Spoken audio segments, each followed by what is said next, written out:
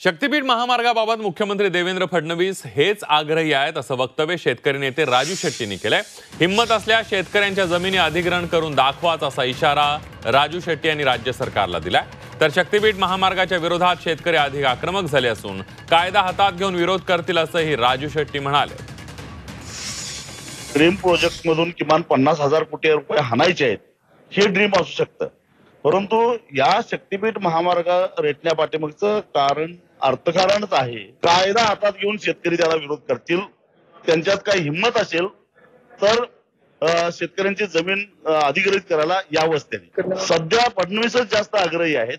विधानसभेमध्ये त्यांनी असं सांगितलं की आझाद मैदानावर शक्तीपीठ महामार्ग नको म्हणायला जेवढे आले त्याच्या तिप्पट पाहिजे म्हणायला येणार आहेत।